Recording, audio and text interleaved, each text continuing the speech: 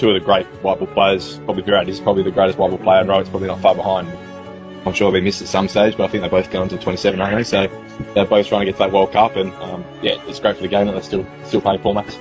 कि Travis head का जो बड़ा स्टेटमेंट आया और उन्होंने ये कहा कि उन्होंने बड़ी तारीफें की है पहले तो विराट कोहली रोहित शर्मा की, कि बड़े जबरदस्त प्लेयर है। रोहित शर्मा को स्पेशली उन्होंने बड़ा हाईली रेट किया है। वो ना सिर्फ प्लेयर्स के ऊपर वो बिल्डअप कर रहे हैं, वो एक्स प्लेयर जो उनके कमेंटेटर हैं उनको फॉक्स न्यूज के ऊपर जो है वो पूरी ट्रांसमिशन, पूरे प्रोग्राम्स, पॉडकास्ट चल रहे हैं उनके। इस बंदे के स्टैट्स चेक करें एज अ ओपनर, जब से इसने ओपनिंग की है 2013 के बाद, ऐसा राइज बहुत ही कम लोगों के नसीब में आया। ऑस्ट्रेलिया वाले होकर इतना बड़ा एक प्लेयर की रिस्पेक्ट कर रहे हैं कि यार इसने क्रिकेट को बहुत कुछ दिया, ये ग्लोबल स्टार है, ये सिर्फ इंडिया के स्टार नहीं है, ये दुनिया के स्टार है। इंडिया की क्रिकेट बिल्कुल चेंज हो गई है, इंडिया उड़ा देगा उनको, उनके होम ग्राउंड में मारेगा। मैं वो कह रहा हूँ, लेकिन आप कभी भी ऑस्ट्रेलिया को किसी भी फॉर्मेट में, अब तो मैं कह रहा हूँ किसी भी जेंडर में भी आप इजी नहीं ले सकते, वो कभी भी कहीं भी कुछ भी कर सकता है। लेकिन उनकी अब आप देखो ना, वो बेस करते हैं ट्रेविस हेड पे। सही है, ट्रेविस हेड अभी दुनिया के सामने एक्सपोज हुआ है ना जी। जो इंडिया ऑस्ट्रेलिया की सीरीज हो रही है, यहाँ पे ऑस्ट्रेलिया के चीफ एग्जीक्यूटिव ग्रीनबर्ग और क्रिकेट ऑस्ट्रेलिया और सिडनी, वो कह रहा है जी कि इन दोनों खिलाड़ियों के लिए हम फेयरवेल दे रहे हैं, इन दोनों को इस तरह से हम रुखसत करना चाहते हैं क्योंकि ऑस्ट्रेलिया दोबारा कभी शायद नहीं आएंगे। मतलब इंडिया की जर्सी में इंडियन क्रिकेटर के तौर पर वो हकीकत बात है, क्योंकि आगे इंडिया की कोई सीरीज नहीं है इन ऑस्ट्रेलिया। आपको पता है Rohit Sharma in Australia against Australia, मैं कह रहा हूं ऐसा धांसू किस्म का रिकॉर्ड है। 19 इनिंग में 990 रन है, 400 है, 58 की एवरेज है, ऑलमोस्ट 60 की एवरेज। जो 100 है ना, वो भी लंबी इनिंग है, छोटी इनिंग नहीं है, और स्ट्राइकर भी तगड़े हैं। ऑस्ट्रेलिया के अंदर मैंने सुना है कि क्योंकि इसकी टिकट्स जो है वो 1.5 महीने पहले ही आ गए थे, वो सारा सोल्ड आउट है। सारी जितनी भी टिकट्स हैं वो सारी आती, कोई 50-60,000 टिकट्स थी, वो सारी खत्म हो चुकी हैं। देखो बुरा मत मानना, लेकिन मैं आपको एक सच्ची बात बता रहा हूँ, ऑस्ट्रेलिया इंडिया के साथ ओडीआई सीरीज को बिल्कुल सीरियस नहीं ले रहा। एक तरफ इंडिया ने इतनी बड़ी स्ट्रॉन्ग टीम भी, जो दूसरी तरफ ऑस्ट्रेलिया से ओडीआई सीरीज को सीरियस नहीं ले रहा। ये ट्रेविस हेड कह रहे हैं, जिनसे इंडिया वैसे ही बड़ा खौफ खाता है, इंडियन टीम खौफ खाती है कि वो इंडिया को नहीं बख्शता। ट्रेविस हेड ये बात कर रहा है, वो क्या कह रहा है, वो कहता है कि विराट कोहली और रोहित शर्मा को मैं समझता हूं कि 2027 का वर्ल्ड कप खेलना चाहिए। वो दोनों बेस्ट इस टाइम ओडीआई के प्लेयर रहे हैं, उन्होंने पास में भी इंडिया के लिए परफॉर्मेंस नोट कर रहा हूँ। उसकी वजह यह है कि वो ना सिर्फ प्लेयर्स के ऊपर वो बिल्डअप कर रहे हैं, वो एक्स प्लेयर जो उनके कमेंटेटर हैं उनको फॉक्स न्यूज के ऊपर जो है वो पूरी ट्रांसमिशन, पूरे प्रोग्राम्स, पॉडकास्ट चल रहे हैं उनके। टीम इंडिया जो है बड़ी फ्रीक्वेंट खेल रही है 2012, 15, 16 से ऑस्ट्रेलिया में, और ऑस्ट्रेलिया में और वो क्लेमटाइज होने के लिए मेरा नहीं ख्याल कि वो आप खुद भी यही कहते हो कि जब टेस्ट मैच होता है ना, तो उसमें आपको ये लगता है कि आपको यार जरा ज्यादा दिन चाहिए होते हैं। व्हाइट बॉल के लिए ठीक है यार, टीम को 2-3 दिन ठीक है, 2-3 दिन ठीक नहीं होते, लेकिन ठीक है, बस एडजस्ट हो जाएगा। असल में ऑस्ट्रेलिया के अंदर इंडिया ने जितनी विजिटिंग टीम में है ना, सबसे ज्यादा क्रिकेट शायद इंडिया ने खेली होगी ऑस्ट्रेलिया में। 2016 में इनका आखिरी 10 साल का भी ले लें तो 2016 में इनका एक ओडीआई सीरीज हुई, 18 में हुई, 20 में हुई। सो उनका एक लंबा टाइम, 2022 में T20 वर्ल्ड कप खेलने, फिर बॉर्डर गवास्कर ट्रॉफी इस बीच में 2-3 उनके वो हो चुके, सो बड़ा हुआ है। लेकिन 2016 में 4-1 ऑस्ट्रेलिया जीता था बड़ी, और आखिरी मैच जाके ऑस्ट्रेलिया हारा था। आपको पता है उस आखिरी मैच में डेब्यू किसका हुआ था 2016 में? जसप्रीत बुमराह का। अच्छा, उस 2016 के सेशन में 4 खिलाड़ियों का डेब्यू हुआ था, बाकी 3 को खैर इंडियन भी भूल चुके होंगे कि वो कौन थे, लेकिन मतलब एक रिशाद धामन थे, एक कुलकरीत सिंह थे, एक बुमराह थे। तो मतलब बुमराह ही लोगों को याद रहा, जाहिर है बाद में वो आगे तक गया, और आखिरी मैच वो बुमराह खेले थे, वो जीता था इंडिया।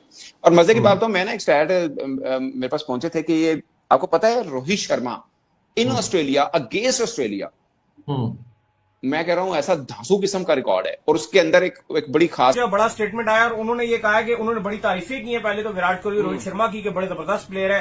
रोहित शर्मा को स्पेशली उन्होंने बड़ा हाईली रेट किया। दूसरा उन्होंने कहा कि मुझे लगता है कि दोनों अगर मेहनत करें तो 2027 वर्ल्ड कप तक जा सकते हैं। देखिए, उन्होंने कहा कि मैं तो समझता हूं कि दोनों को जाना चाहिए, और मेरा पर्सनल ओपिनियन ये, बाकी इंडियन टीम की सिलेक्शन कमेटी और उनकी जो बोर्ड है उनका मामला, और वो 2 इंडिविजुअल्स का मामला है। लेकिन मुझे लगता है ये ट्रेविस हेड कह रहे हैं, जिनसे इंडिया वैसे ही बड़ा खौफ खाता है, इंडियन टीम खौफ खाती है, कि वो इंडिया को नहीं बख्शता। जैसे अगर आप देखो तो वो ये बात कर रहा है, ट्रेविस हेड ये बात कर रहा है। वो क्या कह रहा है, वो कहता है कि विराट कोहली और रोहित शर्मा को मैं समझता हूं कि 2027 का वर्ल्ड कप खेलना चाहिए। वो दोनों बेस्ट इस टाइम ओडीआई के प्लेयर रहे हैं, उन्होंने पास में भी इंडिया के लिए परफॉर्मेंस दिखाई है, और वो डिजर्व करते हैं 27 का वर्ल्ड कप खेलना। तो देखो, अगर वो ऑस्ट्रेलिया का इतना बड़ा नाम, एक ट्रेविस हेड जैसा खिलाड़ी, वो ये बात कर रहा है, तो फिर इस तरह की जितने कारकर या बाकी जो बीसीसीआई के लोग हैं उनको इस तरह की बातें नहीं करनी चाहिए। खुद बड़ा डेंजरस बैट्समैन है, एंड ही मेंशन्ड के विराट कोहली रोहित शर्मा के हवाले से काफी हाईली बात की है, करनी भी चाहिए यार, they are absolute legend of the format. ODI में मैं आपसे पहले भी कई दफा कह चुका हूं कि अगर ऑल टाइम फेवरेट 11 बेस्ट 11 बनाई जाए और उसमें विराट कोहली को तो जो कोई बाहर रखेगा उससे बड़ा तो बेवकूफ है कोई नहीं, लेकिन अगर कोई ऐसा कहे कि विराट कोहली को भी रखे और रोहित शर्मा को भी रखे, दोनों को प्लेइंग 11 में, तो मुझे तो ताज्जुब नहीं होगा, जरा सा भी ताज्जुब नहीं होगा। और इस बंदे के स्टैट्स चेक करें एज अ ओपनर, जब से इसने ओपनिंग की है 2013 के बाद, ऐसा राइज बहुत ही कम लोगों के नसीब में आया। Close to 50 average, strike rate check करें, 3 ट्रिपल सेंचुरियां इसकी इस फॉर्मेट में, 264 हाईएस्ट इसका, 30 के करीब एज अ ओपनर सेंचुरियां बनाई हुई हैं। तो he is absolute legend of this format as well. तो दोनों ही लाजवाब हैं, बेहतरीन है, शानदार हैं, और जाहिर है कि इमेंस रिस्पेक्ट है न सिर्फ इंडिया में बल्कि बाकी भी कंट्रीज में। तो अब देखेंगे कि अब 3 मैच ही हैं, अब तो देखें मैच ही कम कम होते हैं ना, ये फॉर्मेट ही एक खेलते हैं, तो कभी कभार ही देखने को मिलता है कि जो फैन है उनको अपने फेवरेट्स जो प्लेयर्स हैं वो कभी कभार ही देखने को मिलेंगे। तो 3 मैच ही हैं, आगे फिर चलो जब भी कोई सीरीज होगी तो देख, लेट्स सी। प्रेशर तो थोड़ा कहीं ना कहीं हल्का फुल्का होगा ही, क्योंकि यहाँ पे तो ऐसा लग रहा है कि बस इंतजार में है कि किसी तरीके से कोई रन ना आए तो बस हम बोल देंगे okay it's time for the future stars to emerge. तो मेरी ख्वाहिश है कि कोई दोनों ही कोई अच्छा डिसेंट परफॉर्म कर जाए, कोई एक आधा 100 बना जाए।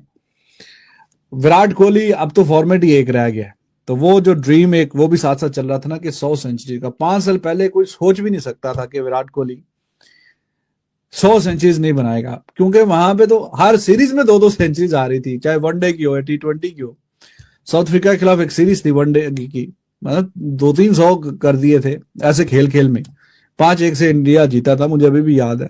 160 रन एक में बनाए थे एक मैच में, नॉट आउट, और उसमें 100 रन इसने भाग के रनिंग करके लिया था, सिंगल डबल। इतनी फिटनेस लाजवाब। भाई इंडिया की टीम एशिया की नंबर 1 की टीम होगी, लेकिन ऑस्ट्रेलिया वर्ल्ड की नंबर 1 की टीम है, मतलब ऐसा कहना है ट्रेविस हेड का। और ट्रेविस हेड टुल्ला भाई फुल मूड में आ चुका है, क्योंकि आपको पता है इंडिया और ऑस्ट्रेलिया के बीच में जब जब मैच होता है ना तो भाई ट्रेविस हेड टुल्ला रन्स करता ही करता है। ऐसा मुझे कभी कभी फील होता है कि यार इंडिया और ऑस्ट्रेलिया के बीच में मैच नहीं होता है, इंडिया और ट्रेविस हेड के बीच में मैच सीरीज आती है, यहाँ पर इंडिया ऑस्ट्रेलिया का तो हो ही जाता है, लेकिन ट्रेविस हेड और इंडिया का अलग सीन हो जाता है। और भाई नाइटमेयर है इंडिया का ट्रेविस हेड, ये बात किसी से ढकी छुपी नहीं है, चाहे वो WTC का फाइनल हो, चाहे वो वर्ल्ड कप फाइनल हो, चाहे वो BGT हो, चाहे वो कोई भी मैच हो, इनफैक्ट T20 वर्ल्ड कप 2024 का मैच हो जो कि इंडिया जीता था, लेकिन उसमें भी ट्रेविस हेड के रन्स थे। ट्रेविस हेड ज्यादा डेंजरस प्लेयर है, वो बहुत खुला खेलता है, अगर उसको आउट किया तो या इंडिया के बॉलर्स ने नए बॉल से बॉलिंग की, 10 ओवर में 2-3 विकेट्स लिए तो फिर कहीं ना कहीं जीतने के चांसेस है, लेकिन वो भी मुश्किल, क्योंकि अगर स्पिनर्स इंडिया के अच्छा परफॉर्म नहीं करेंगे तो लबुशैन टाइप या स्मिथ टाइप का ऐसा प्लेयर था कि इन दोनों में से आपने किसी को भी अगर ये कोई भी एक स्टेक कर गया तो वो ऑस्ट्रेलिया से मैच लेके चले जाएगा। देखो भैया, इंडिया का ट्रेविस हेड हेडेक नहीं है, ट्रेविस हेड माइग्रेन बन चुका है, क्योंकि हेडेक एक गोली खाकर ठीक हो जाता है, लेकिन ट्रेविस हेड अब आपको रुला रहा है, खून के आंसू रुला रहा है।